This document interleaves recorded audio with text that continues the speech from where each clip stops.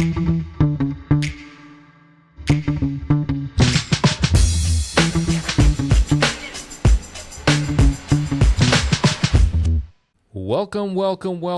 to the Winning Hand Podcast, the podcast all about Marvel Champions, one card at a time.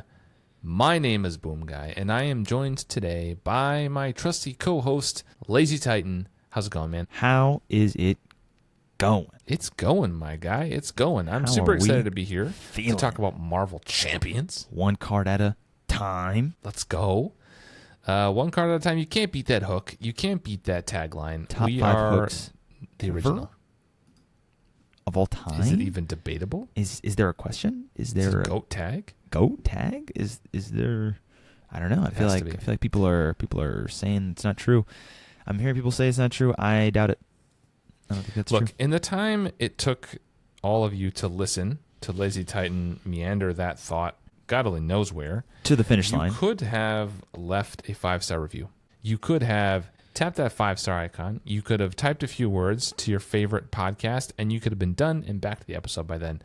What are you waiting for? Leave us a 5-star review on Apple Podcasts, on Spotify, anywhere else that you can, or just subscribe on YouTube and drop a comment now and again. Drop a like. Share it with your friends. If you have someone who plays the game, they might like this podcast. Share it. Shout them out, spread the love. Okay, let's go on. We have a couple of emails I want to read today, and then I want to get your thoughts on something, LazyTitan. And then we have an awesome card today, and we are going to be doing something new where we talk about decks. So I am going to put out a new challenge each episode. For the card of the day, I will ask people in the audience on Discord or in the YouTube comments or whatever, please build a deck for the card of the day. Share it with me. Let me know. And I will bring one each episode. I'll kind of talk through it briefly, how I built it, what the key cards are, what I like about it. And then I'll post it for you all to check out later. I'll publish it on Marvel CDB and put the link down below so you can check it out. But I just like talking about decks. I like playing the game. And, it doesn't have to be an abstract thing. We can talk about specific, concrete things like deck lists. So, without further ado, LazyTitan, I have an email I'm going to read today. Okay? Greetings, Boomguy and LazyTitan. As you mentioned in episode 66 about Dive Bomb, the titular card lacks flavor text. It's academic and irrelevant what I would pick for this card's flavor text, since no one asked me. But a quick search for some Captain Marvel's best quotes revealed some potential contenders that I wanted to share with you all. Are you ready? I'm ready. I'm prepared. In fact, I want to hear it. I'm not just ready. Right, I'm willing. I'm waiting. Here's the first one. And I sort of accidentally blasted him in the crotch. 7 times in the crotch. Poor guy turned blue. Yikes. Next one. And I'm not going to run away from anything ever again. Next one. All you can do is try to kill. Well, I was trained to kill. Maybe I should show you how it's done. Next. No, Tony. The Avengers are a sledgehammer. If I die today, I'm taking as many of these damn aliens with me as I can. Time for you, ... to die. I'm kind of done with you telling me what I can't do. I'm not going to fight your war. I'm going to end it. I'm coming to end it. The war, the lies, all of it. Okay. He says, I think I'd pick the Avengers are a sledgehammer, but I'm interested to know what your dream dive bomb flavor text is. Hope you're having a fantastic day. From Football Coach. Well, Football Coach, I did love you leading with the crotch blasting reference, so I have to say, people getting hit in the crotch can be funny. Soft spot there. I think for me, I like the if I die today, I'm taking as many of these damn aliens with me as I can. That's probably my pick. Second choice is probably Sledgehammer. I thought you liked I'm not gonna fight your war. I'm gonna end it. That's pretty good. That's a pretty badass line. It's not bad. This is a family show. I apologize for my slip of the tongue there. Okay, that is our first email. Thank you for sending it in. If you want to email us, listeners, viewers, winninghandpodcast@gmail.com. I monitor that all the time. I respond to, I think, every single email I get, and I read many of them on the air. LazyTitan, what is the second email of the day? Second email of the day. I'll leave the address at the very end. I'll keep it suspenseful. Dear LazyTitan and others, slight typo there because there's only one other here. I really appreciated the energy you brought to the Throg episode, where you laid it all on the table as to why you love Throg and shut down any naysaying about his ability being more of a protection ability. I was curious, do you have any tips on how to apply this discourse strategy in the workplace. Love the show and appreciate the energy you and your co-hosts bring to the Marvel Champions community. Best, Craig. Okay, well, what do you think, Lazy Titan? That intro is a bit of a throwback because he says, Dear Lazy Titan and others, if I remember correctly, there was an episode not too long ago where we read an email that someone said, Dear Boomguy and others, and you felt slighted. I don't remember that. And I feel like the only time I remember this happening is with me at the forefront. I don't remember ever being slighted or ignored by a follower of this podcast. On brand as ever. But if it happened, Lazy Titan, ladies and gentlemen. At Boomguy and let him know, because I don't care if it happened, because it didn't. It never happened. As far as our dear listener Craig's question and his wondering on how to apply my excellent rhetorical strategies to the workplace, I would say that in sort of the higher education and intellectual fields that I have a background in, I would say many people call that what is now known as crashing out, which is simply going bananas, going a little cuckoo, bananas crazy, and yelling at your fellow podcast hosts because they think that a little tiny frog with a hammer and a hat is supposed to be green and not red. But if you want to apply that to your daily life, go for it. That strategy, I call it aggression. People say all the time, that guy just did a Titan. He just did a Titan. He just did a Titan. I hear that a lot. I hear people say, that guy totally just usually did a Titan. Watching people on the news. Big yikes energy on that one. Okay, so how would you apply this in the workplace? Well, it depends on what kind of a workplace you want to have. I can speak from this workplace, this environment. It just works. It just Lazy does. Titan, he is the Dexpert. He is the Red King, and he just leans into being himself, and that's all we would ever want, so everybody else can back off. Yeah. And as far as any other workplace, it depends how long you'd like to remain in that workplace. I think That's a fair point. I think if you aren't even if you are the tippity top of the ladder, I would hope that you would know better than to yell at everyone. But if you don't really want to remain in the workplace, I think a justifiable crash out is fine. I just learned a new term. I'm going to have to Google that later, the crash out. Okay, let me throw two more things at you here. Thank you for the emails, everybody, by the way. Someone on Spotify left a comment on the final episode with Lazy Titan and suggested a new segment for the show. The segment would be titled, What Wrong Take Would Lethus Have About This Card? The final episode with Lethus. You said and Lazy wanted to Titan. know. Oh, I'm sorry. Lethus is the last episode. So I'm still here. The user, Mongoose29, he wanted to know what we thought about that. So what do you think, Lazy Titan, about a new segment titled, What Wrong Take Would Lethus Have About This Card? I like the idea, and I love that there's people out there who also understand that Lethus's takes are often and usually wrong. Categorically false. Wrong. And Incorrect. Oftentimes brazen in their wrongness. But yeah. You don't believe us? Go back and listen to some of those episodes. Listen to episode Red Dagger. Wow, the takes of this man. The takes, this man.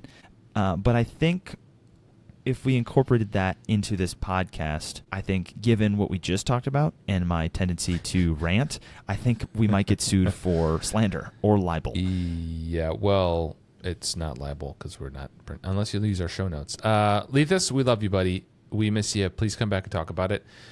No, I think that's a funny segment. We may add that in here and there when we think of a card that particularly I could just imagine having a wrong take about. I don't know if that's today.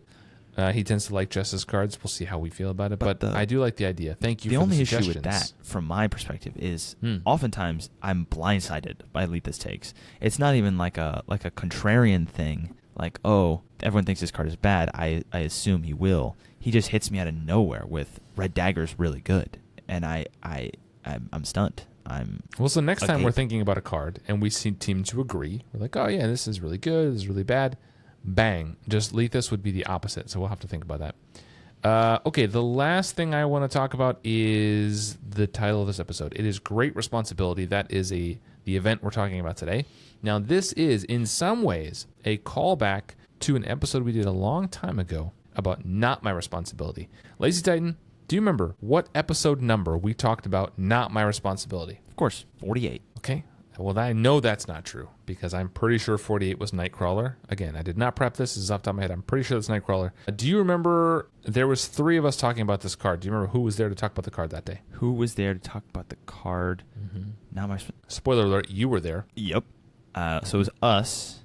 And I do, for some reason, I think Keiko was there. Man, I wish I had an air horn soundboard because you, sir, are right. Keiko was there. Yeah, he was there. It was the 3 of us. I really, I'm proud to say I'm the only one who's been on every single episode. This is Never true. missed one. They call me the podcast Iron Man. I never miss a day. It's fine. I'm the Cal Ripken of podcasting. So we talked about Not My Responsibility. Do you remember how you rated that card? Not My Responsibility? I think I rated it, I'd guess 7. You rated it a 4 out of 10. Yikes. Well, I was on a rated it tear that 5. day.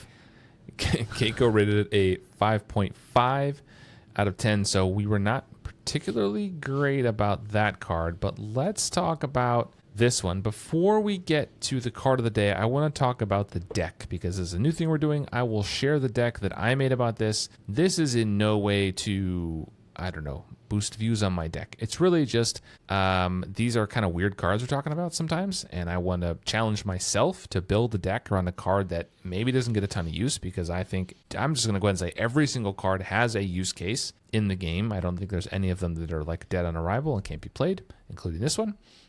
So I want to talk about this card. So I will share my deck. We're just going to talk through it, not in a ton of detail or time, but I want to go through it. So first, I will share it. If you're watching this on YouTube, you can now see the deck list on Marvel CDB. I will read through it for those of you who are listening. This is a Deadpool Justice deck. The title of it is, all caps, "This is a Justice deck." It includes 3 copies of Great Responsibility, 3 copies of Infiltration, 3 copies of Mutant Education, 2 copies of One Way or Another. Player side schemes, we have 1 copy of Lay the Trap. I have no additional resources other than the one he comes with. I have supports. I have 1 Moira McTaggart, 2 Vigilante Training, 1 Weapon X, and 1 X Bunker. That should be X Mansion. Excuse me, I think I put the wrong card in there.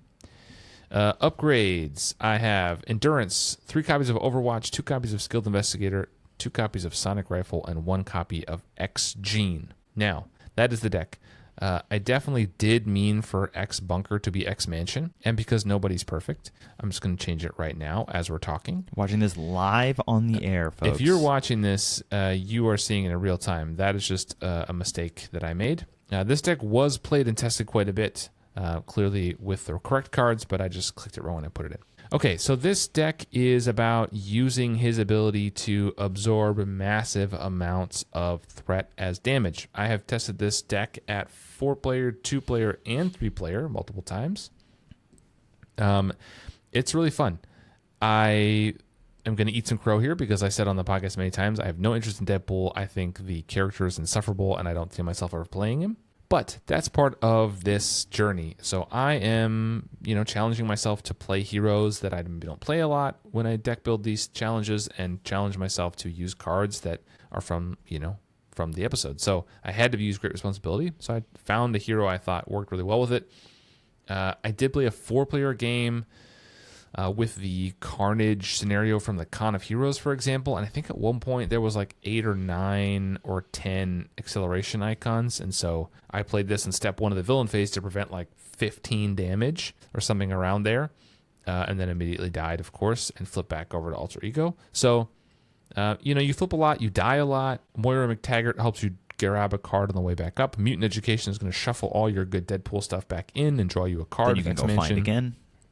That you can then discard to go find. Weapon X is going to grab you a card, discard until you get one. So X-Mansion can heal you that 1 damage, so you don't kill yourself. Exactly, you get it. So you're going to just, shuffle a bunch of cards in, draw one from X-Mansion, draw one from Weapon X, draw one on the way up with Moira McTaggart. So I often found I didn't need the resources. X-Gene helps you pay for some of those cards that are his. And then he just has a ton of ways to thwart big. So, Great Responsibility, while itself is not a thwart, it does prevent a lot of threat being placed. So that's great. And then, Yoo-Hoo is great. Watch can jump off of Yoo-Hoo, which means you can thwart for a ton right away. One way or another, always put something out there. It's really fun. I had a ton of fun with this deck. I do have Endurance in here, but I refuse to play Symbiote Suit just because I think it's too good, and I'm just trying to challenge myself to not just do the, this card is fire combo, which is not terribly interesting.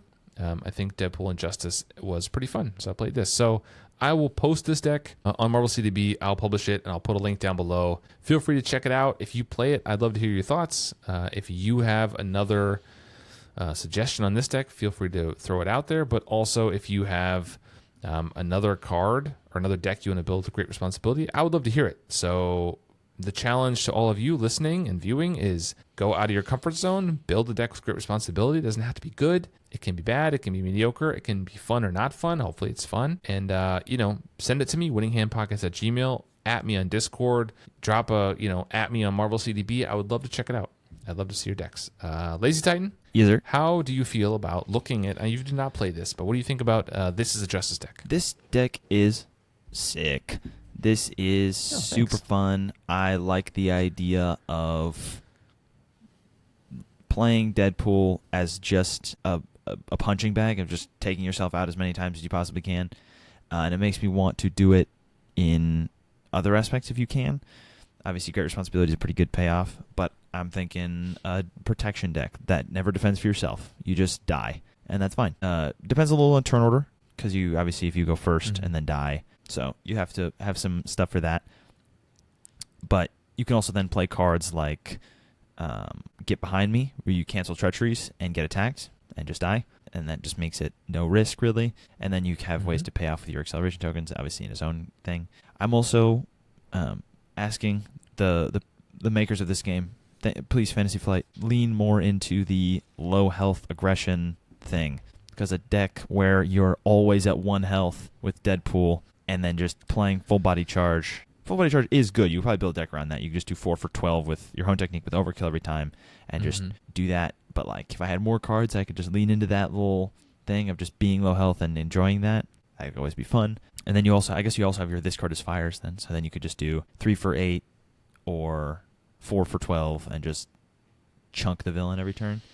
But I think this is a cool idea. I think we were talking about this before the show, but I think playing heroes the way that fits their play pattern rather than your play pattern is often more fun and also better. I think if you play Deadpool in the, like, this card is fire, I'm going to play Symbiote Suit and kill the villain in one shot, I'm sure that's fun for some people, and it's fun once, maybe, but it kind of gets boring, and we all know you can do it, and it's not that interesting to do. And also, it's not super consistent. You have to get your cards, you have to get your Symbiote Suit and stuff. So obviously Deadpool can get his cards, so he's very good.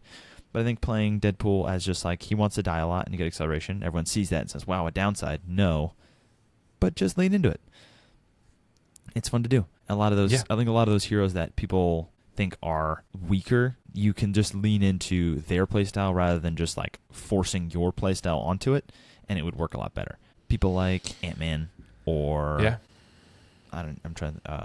War Machine wants to flip every turn is another great example.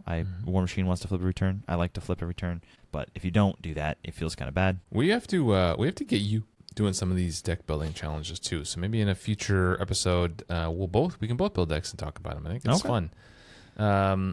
This is a great multiplayer deck. I did not play it in solo. I will say, Armed to the Teeth is kind of a card that's difficult to use.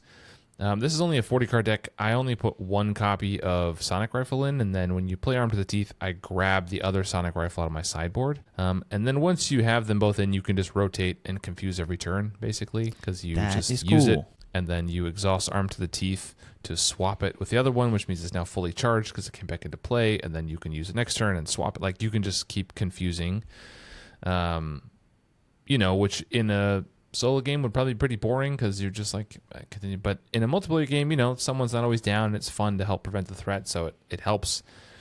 This is a thwarting archetype that like is more built around preventing. Like, it also thwarts for big amount. Yoo-hoo and Overwatch goes crazy, but it's also just like great responsibility, prevents a bunch of it, and then the Sonic Rifle helps more. So it's fun. Vigilante training, you'll have to blow your dust off of your Vigilante training in your collection and sleeve it up. This is quite useful. Shuffles those cards back in. So that is the deck for today. I will put the link again down below or in the show notes. Please check it out if you'd like. This is not a vanity project. I just wanted to share some decks and hear your decks that you guys have. So hopefully it catches on. All right, let's talk about the card of the day, LazyTitan. Let's do it. I'm ready. The card of the day, I'm going to share this, and then I would like you to please read it if you wouldn't mind. Here is the card of the day. LazyTitan, please, if you would. The card of the day is Uncle Ben's favorite quote. Zero cost justice event. Great responsibility. Hero interrupt. When any amount of threat will be placed on a scheme, you take it as damage instead. This is a core set card. OG, all the way from back in the Dizzy. With an asterisk, though, because this was reprinted once. Do you know which hero this is reprinted with, LazyTitan? Colossus. Somebody get this man a shield, because it is not Colossus. No, it was Spider-Ham. This is Oh, reprinted right, in right. the Spider-Ham pack. So it has been printed twice, actually, for a card that I think a lot of people poo-poo. Interesting that we got a reprint. I mean, it probably works pretty well with Spider-Ham, or it could. There's some tricky timing. We're going to get to that. Provides a mental resource as well. It provides a mental resource. This card is, I was just going to start us off. As far as the art, what do you think of the art? I love the art. And I was going to say, the art is from Civil War Volume 1, Number 2 from 2006. The art is, I will describe it for those of you who are listening. Listen to the sweet sound of my voice as I describe this picture. It is a very close-up of Spider-Man, or someone wearing the Spider-Man suit. I can only assume it's Spider-Man. He's wearing the suit, the classic red and blue. It's kind of like zoomed in on his chest, so you can see the spider. You can see the red of his suit. You can see his hands kind of holding his mask up in front of his chest, like he's about to put it on, or he just took it off. I kind of imagine it's him putting it on, because it's like great responsibility. You know, he's putting on the suit. He's getting ready. He's getting himself juiced up. You know, like, I have the great responsibility. It's very red. It's, not, that's all you can really see is his chest and his hands holding the mask in front of it. How'd I do? I think that describes this picture of Spider-Man's chest and hands holding the mask pretty well. Thank you. I didn't go to art school, guys, but, I feel like I did okay. What there. a reference. What a callback. Hey, Keiko went to art school. That's okay? just for us, though. They don't even know. Well, they know. I think we talked about it. Oh, we may have talked about it. But all right. So what do you think about this art? We'll talk about the art, but then I have something I want to interject before you can say anything. I think this art's cool. I almost wish you could see his expression, but I also kind of like that it's up to interpretation. That it's up to whether or not he's taking off or putting on the mask. It works either way. For the great responsibility like of Spider-Verse taught me. Anyone can wear the anyone suit. can wear the mask, Anyone. and he's holding it kind of. I would imagine he's looking down at it as if he's either getting ready to put it on or thinking about how he just took it off and thinking about what he is as Spider-Man. And what he is as Spider-Man, that's great responsibility, is his whole thing. Mm-hmm. That's Uncle Ben's, like, the most famous quote in superheroes probably ever. That's his whole shtick. I think this card always had to be Spider-Man. I think if it wasn't Spider-Man, I'd have to have some terse words. Yeah. Yeah, 100%. Anywhere but Fantasy Flight. It had to be. And if it ever gets reprinted and isn't Spider-Man, I'll be a little upset as well. True. I think it's just,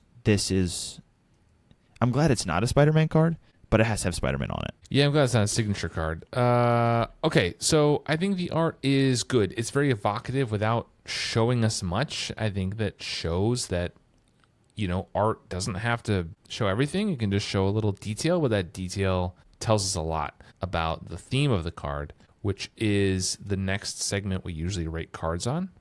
Theme. Mm-hmm. And how is the theme of this? Go ahead. Interject right here. I'm going to cut you off before you can even say it. Because I know you're going to. I don't know. Go ahead. There is no flavor text on this card. There's no flavor text. This card has a gaping blank space at the bottom of this card. So much space. You could fit you could fit that entire text of the card again. And with the smaller font of hero text, you could fit a whole paragraph. You could fit something like, say, the most famous quote in superhero history, with great power comes great responsibility. I think you could insert that. You could insert anything. You could fit any number of evocative, great Spider-Man quotes right there, and there is nothing. And while I like the theme of this card, that the responsibility of Spider-Man is to stop villains by taking damage to himself, right? and as the hero's responsibility is to take the damage so that everyone else is okay. Provides a mental resource. I like the art. The lack of flavor text on this card specifically, it doesn't always bother me, but on this card specifically, with such a wide blank space for flavor text and such an important card in terms of Marvel superheroes, I think that docks up some points. I think that's disappointing. You interjected, now, Liz, and now I'm going to interject. If you're watching this on YouTube, you saw me. I'm not sharing the card anymore because there was so much space at the bottom of that it made me feel some type of way, and I had to share this with all of you. This is kind of how it made me feel. Yeah, this is terrible. This is one of the best memes on the internet. It is the "Who's That Pokemon?" meme, and you can see what's clearly Diglett. They're guessing who's that Pokemon. You can see the outline, and then Peter Parker says Diglett, and then, of course, it reveals it's actually Uncle Ben's grave, and then it's crying Spider-Man. This is an amazing meme. If you are not watching this on YouTube, honestly, this is worth the price of admission alone. Which go is to also YouTube and follow free. us. It's free. It's free. But you should go check this out because this is an incredible meme, and it's one I will hope the internet never forgets. But that's how that made me feel. There's like, oh, look at all the space at the bottom of this card. I'm sure there's flavor text, right? Well, cue the crying Spider-Man emoji because womp womp. Womp womp. No The flavor card text. is blank. It's Blank. Okay. Yeah, we can go That's on how and I on feel. about the lack of flavor text. But let's leave it there. There's no flavor text. It's fine. I will allow it. Let's talk about the theme of this card. That's the next part. And LazyTitan. I mean, we've kind of talked about it already, but oh my God.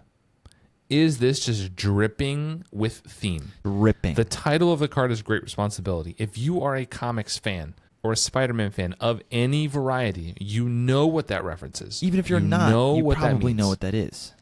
You've at least heard of it. I mean, I how think many you times could have you ask- seen Uncle Ben get shot? You could ask 100 people off the street, and I bet more than 90 of them would tell you that's a Spider-Man quote.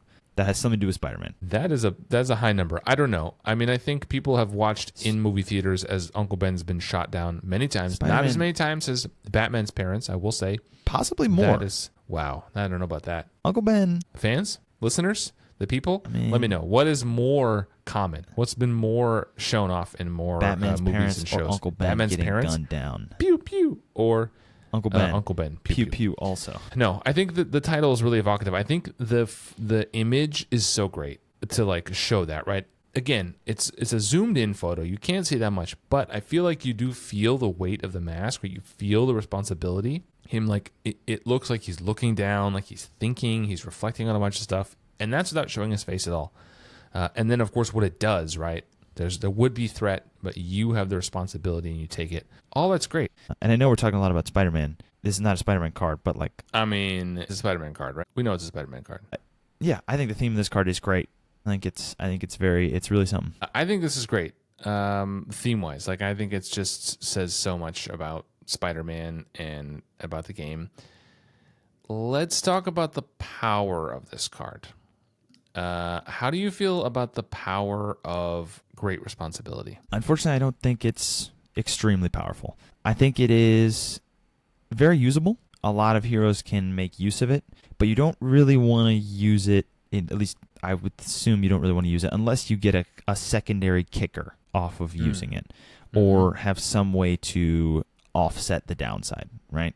One of my favorite heroes to play this is Colossus, because you have a tough card, you just eat that damage, you armor up, you flip up, somebody else is down, scheme goes up, you just eat that to the face, and it's like 8, doesn't matter. You just draw a card, and then it's basically free because you just replace itself with your Iron Will. Yeah, I've seen you play this with Colossus. Obviously, Deadpool, like we talked about at the start of this episode, because the downside of damage is not super big for him.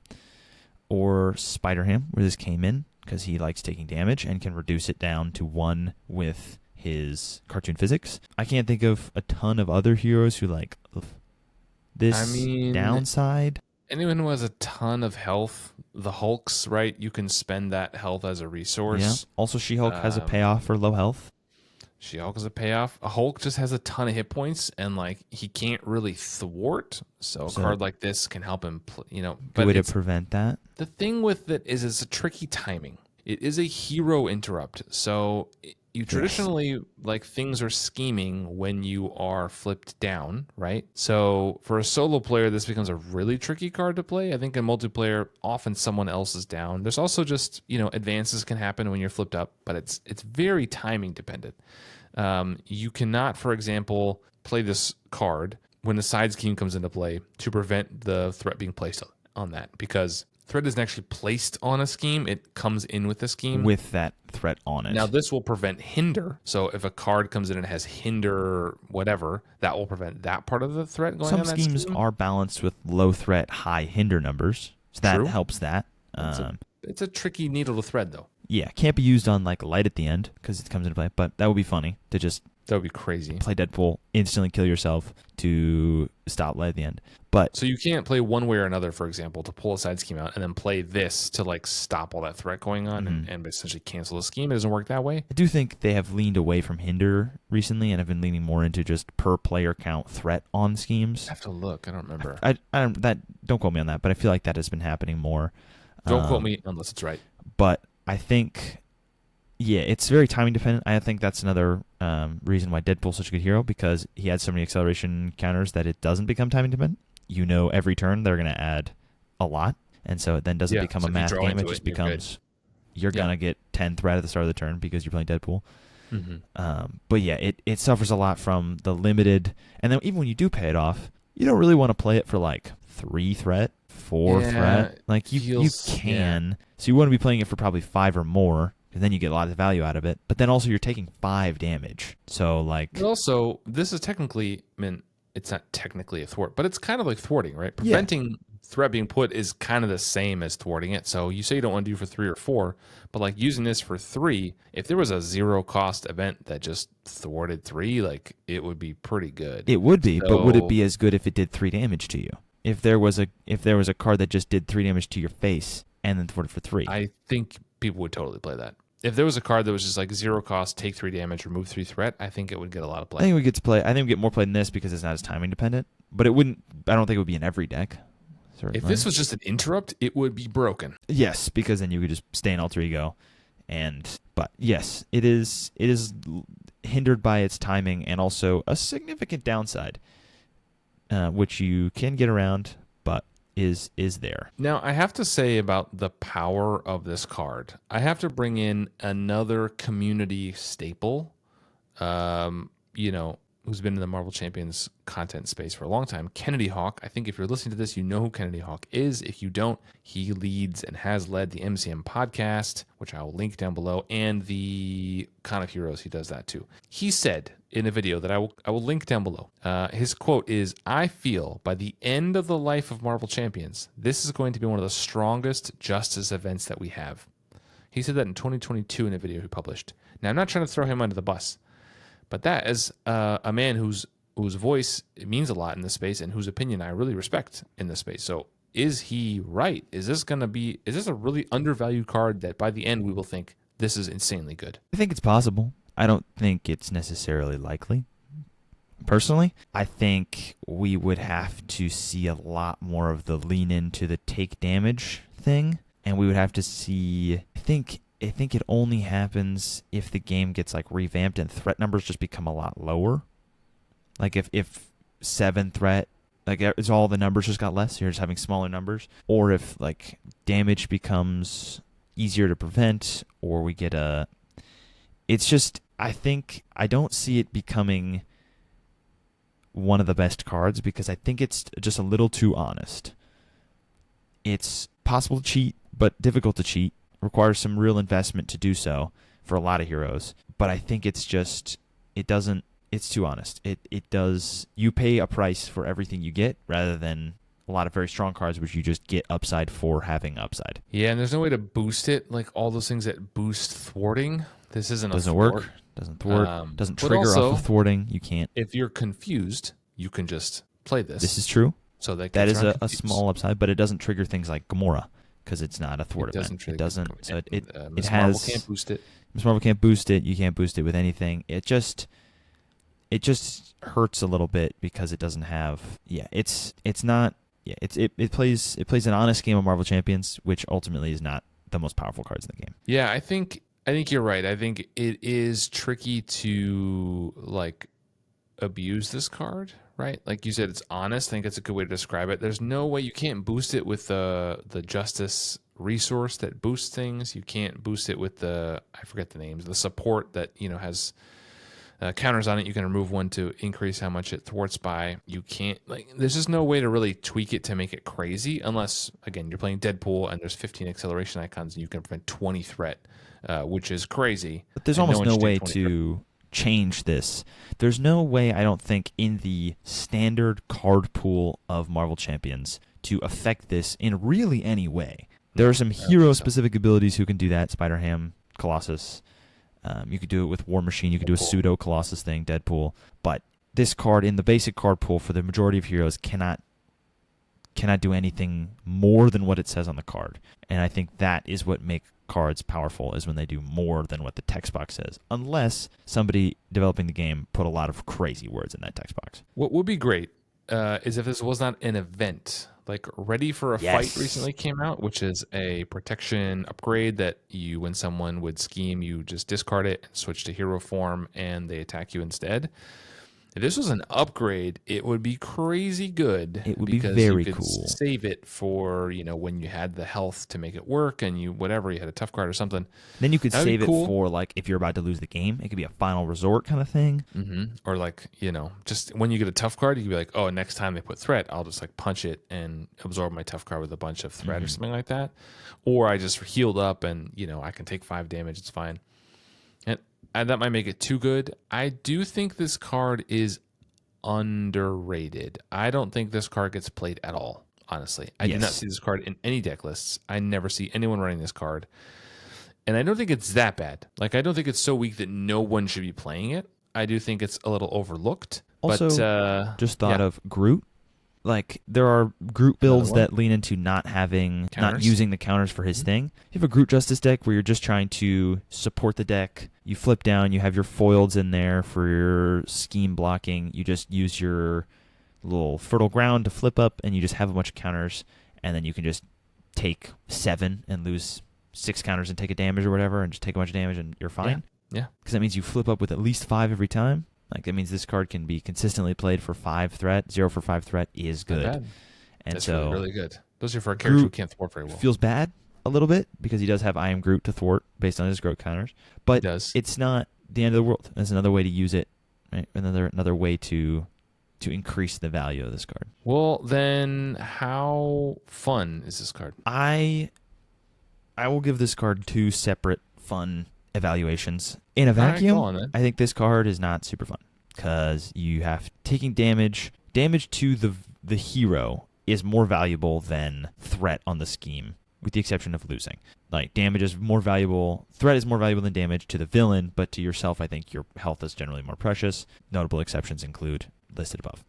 But I think like you said, nobody plays this card. So the people who are playing this card rules. If you're playing this in your Deadpool deck, this rules. If you're playing that in Colossus, it rules. If you're playing it in Spider-Ham and then Cartoon Physicsing, if you're playing Spider-Ham and Deadpool duo deck, or like 2 people playing, Deadpool's taking a bunch of damage, he's dying, and then you're adding 12 threat, Spider-Ham just plays this, discards a Cartoon Physics, takes a damage, blocks 12 threat, and gets a resource, you're cooking. It's not bad.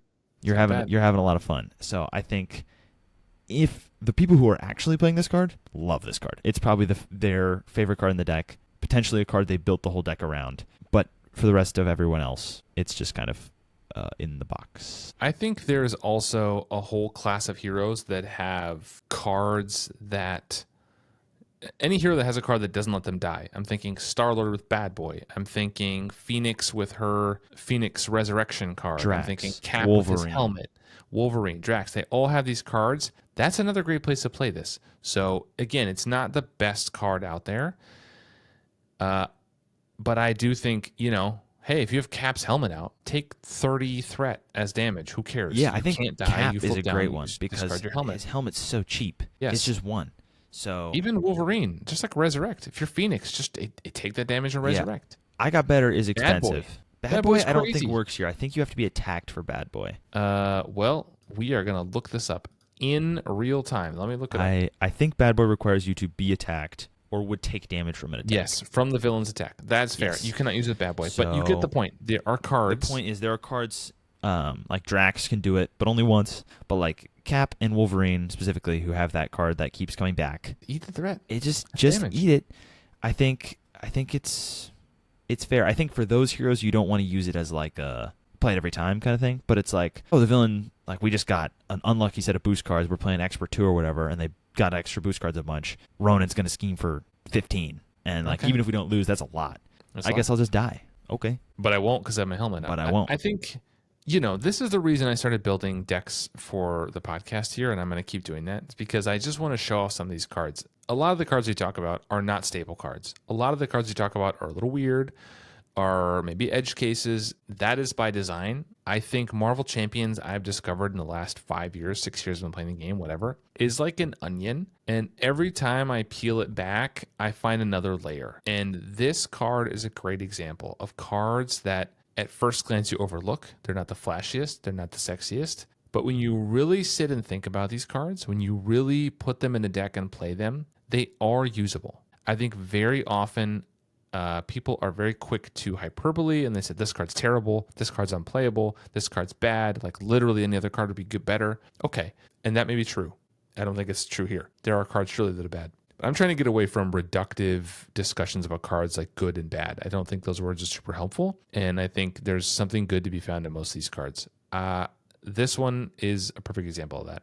So I would challenge people to build a deck with great responsibility. It may not be the best powerhouse deck. You may not beat Venom Goblin on Expert 2. You may not get a one-turn kill after 8 turns of stalling to draw the right cards that you need. Like, those things may not happen, but you may have a good time. You may stretch yourself and build decks and learn play patterns that are a little bit different. So now I sound like I'm in a soapbox. I will stop. But I do think this card is, again, I don't want to use good and bad. I think this card is usable. I think this card does not deserve to be thrown in the back. I think there are worse cards for sure. For sure. In Marvel Champions. But to that effect, I'll keep going with my soapbox because I'm already on a roll here.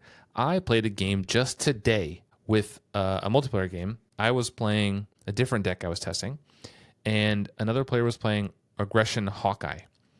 And he won the game, killed the villain with Browbeat, which is a card literally fewer people play than Great Responsibility. Browbeat is one of those cards. It is from way back in the Avengers cycle. Avengers locked. It does damage to the villain. It's 4 plus the stage number, right? I think so. There's also a Justice version. Browbeat is a 2-cost attack only if your identity has the Avenger trait. Deal 2 damage to the villain. And X additional, whereas equal to the villain stage, to a maximum of 3. So again, that card is definitely one that got thrown into the box and nobody thought about again. But it goes to show that someone was playing Hawkeye, a hero people like to crap on, with a card people say is terrible and forgot about, and it won us the game. Damage is damage. Every card is playable. I will stand by that. Every card in this game is playable. It may not be your most efficient, spikiest, 8-turn, 1-turn kill on Ronin. That's fine. Those decks have their place too. There's no wrong way to play the game. But all right, Boom Guy out. Boom Guy's done. I think How fun is this card? I think this card is super fun, and I think this card is one of the better designs because I think the most fun cards are the cards that aren't fun in every deck. Yes. I think this card, I don't play Great Responsibility ever, like most of you. But if I'm playing a Deadpool deck and I want to try this Deadpool deck out, or I'm playing Colossus and Justice, which I enjoy, I'm going to play it, and it's going to be cool. And it's more fun to me, and I would assume to a lot of people, to look at the box and say, oh, I'm playing Colossus Justice. This is a cool time to play Great Responsibility. I can play this card that I never play now. Than it is to go, oh, I'm playing Red. I'll play Hone Technique. I think... Because of course you're going to play Hone Technique. Like, yeah, but Great Responsibility, a lot of those other cards don't get played a lot. Hit and Run, Great Responsibility, Beat 'em Up, Browbeat, all those weird kind of older cards that are a little inefficient now. Sometimes they pull it off. Hit and Run, I've seen played in Jubilee. It can kind of do a lot of stuff there. Or in Gamora, where it came in. Triggers both those things. I I really think that auto-include cards make deck building less interesting, and Yes. they make the game less interesting, not more interesting. They make the game less interesting, and they make it less fun to play. And to deck build. And I like to deck build. I like to explore things. I happen to be one of those people who likes jankier decks, and that's why I play weird cards. But like, It also, I just can't play the same 3 allies in every single deck forever. Like at some point, Professor X is really cool, but he starts to feel like a crutch in my decks when I put him in every time because I need to have that confusion I flip down, and that gives me a block. Like he's super, super strong. And same with Nick Fury. I just don't really play those cards anymore because they're kind of played out. And it's more interesting for me to not play the same decks and the same cards all the time. That's where cards like this come in. I also think it hurts the creativity of the player base to have there be a perceived objectively correct answer, right? Like, there are some cards that it is probably the correct answer. Hone Technique comes to mind. I don't think there is a deck in Aggression where you would be have a detriment for playing Hone Technique. It's really, really good. But in general, most cards are more fun when they are situational than just thing. And removing that aspect of, because the feeling of, oh, that card works in this is awesome. And taking that away for perceived efficiency, I also think that efficiency in general is kind of double-edged sword, because I'm of the opinion that in basically every game, Marvel Champions included, a card that is theoretically better is never as good as a card that is situationally more synergistic. And what I mean by that is, obviously, we like Swing Web Kick is easy. Swing Web Kick's great. It does a lot of damage. It's good. And on paper, right, you look at Wolverine's Slam, whatever his 3 attack is, the 8 damage one. Or 7 Lunging damage, strike. right? It's 7 lunging. I think it's 3 for 8 lunging strike. Whatever. A 3 for 7, like the new Bucky card. 3 for 7. Technically, Swing Web Kick is better, right? But the Bucky card can get overkill with his thing. So cards that are more tied into your hero, if you play a card like this, which isn't necessarily good, but becomes really good in certain heroes, you will enjoy it more, and it will feel more like you thought of something cool and are doing a cool interaction in the game. Right, like this prevents, if the villain schemes for 100, this prevents the same amount of threat as Professor X, but Professor X is almost always the better choice there, right? Because he confuses, and then he also can block, and then he also thwarts for 3. He's really good. But if you're playing this cool Deadpool deck, it feels way more fun to draw that theoretical 100 threat, kill yourself with great responsibility, flip down, and do the fun Deadpool thing than it does to just play the Professor for the 1000th time in the day. 100%. Okay, with all that said, let's move. We are a little off track. Let's get down to final thoughts. I'm going to let you choose. Do you want to go first or second? I'll go second. I will go first. Great responsibility. The zero cost event from the core set. I think this card is interesting. It's kind of hitting both ends for me. On the one hand, this is a very situational card with some timing restrictions that make it a little difficult to pull off, right? It's already an event, which means you have to have it at the right time. That's just how events work. But you also have to have, when threat is being placed on a scheme, you have to be in hero form. Like, there's a lot of things you want to line up. And like you said, you do have to have enough to make it feel worth it. Like, it's technically probably efficient even at like 2, because 1 card for 2 threat is still better than like clear the area, right? Because that costs 1. So like it's pretty good, and then just goes up from there. But it's taking a resource out of your hands. You want to make sure it's doing something good, and you're taking damage. I just think the design is really cool. I think the theme is great. The title just like has a lot of evocative feeling for anyone who reads comics or has watched the Marvel movies. I think the art is great.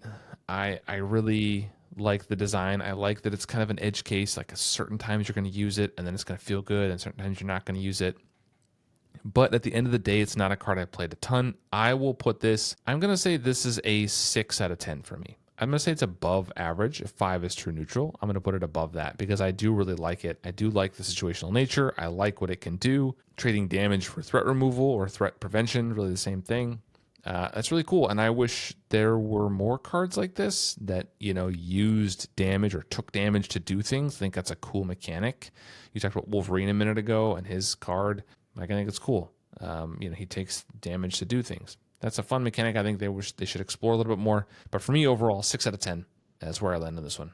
LazyTitan, great responsibility. Last word. I am actually a little bit higher on this card, I think. I'm going to give it an 8. Hey, okay. I like that. It's a very good card. It loses some points for no flavor text. Never going to get over that. Yeah. And also, yes, it is an edge case, so it loses some points on the power, obviously. It's not a super powerful card. However, like we both ranted about for multiple minutes of your beautiful listening time, I think edge cases are always more fun and, in general, better than just your average good card, with some notable exceptions, right? Sorcerer Supreme would just be better in every deck, right? That is the correct answer. It's just good. It is just good. But I think cards that are not in every deck are always more interesting. They're always more fun. And it speaks to the designers of the game to be able to create a game full of edge cases. That is something that's hard to do and also is very fun and makes it more enjoyable for everybody. And I think this is a great example of that. I also think the theme of this card knocks it out of the park. This card is so thematic. It's so cool. It's so fun to see a hero that everybody knows in there just get like a perfect flavor text, or not perfect flavor text. It's missing. Perfect name of a card, perfect ability that just all kind of ties it together. I think this card's cool. I love it. I love where we landed on this one. I think we are probably more positive than a lot of people. But let me know either in the comments or send me an email or hit me on Discord. What did you think about this card? I also am really dying to hear and see the decks from you all. So please build some decks around this card. Throw out some deck lists. It doesn't take long to do it on Marvel CDB, or put some more time into it if you want to. Do a crazy write-up. Test the deck a few times. But it'd be cool just to see your ideas, your theory crafting. Hit me on the Discord. I'm in a bunch of the different servers. Always happy to chat. Or via email, winninghandpodcast@gmail.com, or in the comments down below. I'm happy to check out your decks there. Let me know. Other than that, that's kind of all we have today. Please, be a friend of the people and rate and review on whatever platform you're on. Subscribe and like and all that stuff on YouTube. And we will see you in the next episode. Maybe we'll recap some of the decks that we get sent in or we'll check out. If nothing else, I just want to talk about them. So thanks for watching, everybody. Thanks for listening. LazyTitan, thanks for being here. And we will see you in the next episode where we have a special guest. Stay tuned. Bye, everybody. Later.